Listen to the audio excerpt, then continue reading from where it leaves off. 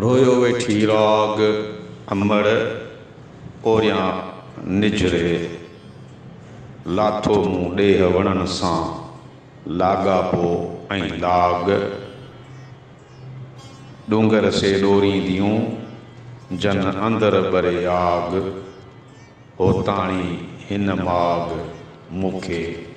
छॾम छपरे मूंखे छॾम छपरे हित होताणी हाण ओॾीअ मुंद उठन खे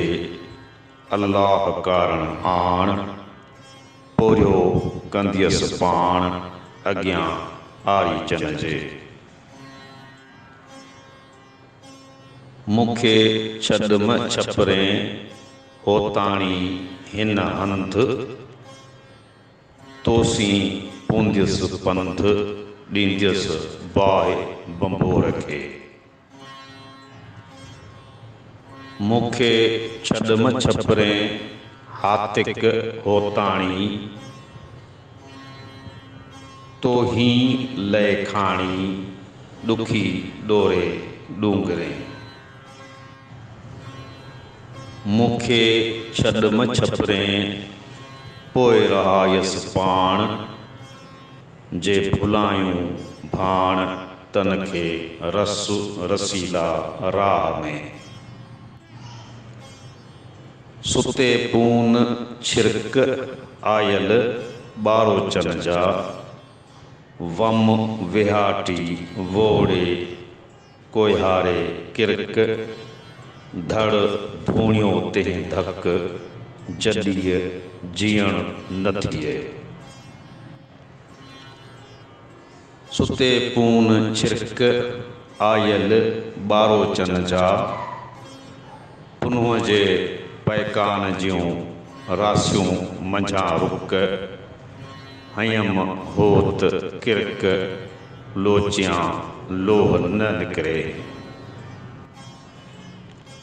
जेते ही तप बानी ॿारोचन जी हुजत होत पुनुअ सी मूं कमीणीअ के ही असल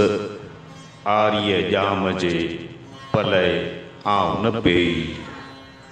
हुअ जा पाइन पेर में तंहिं जुतीअ न जेही विसारे वेही तन केचियन खे कीअं रहां हुई जे न हुई तब बानी ॿारोचन जी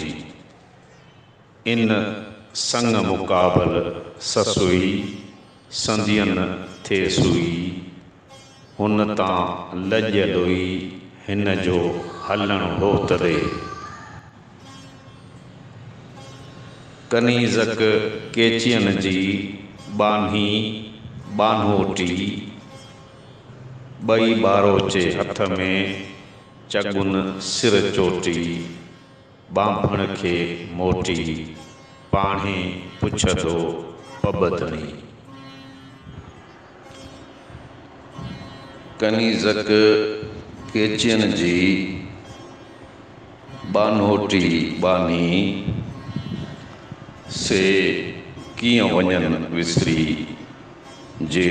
जीअ अंदर जानी अंगण अमानी शाल केचियन जी का मथिए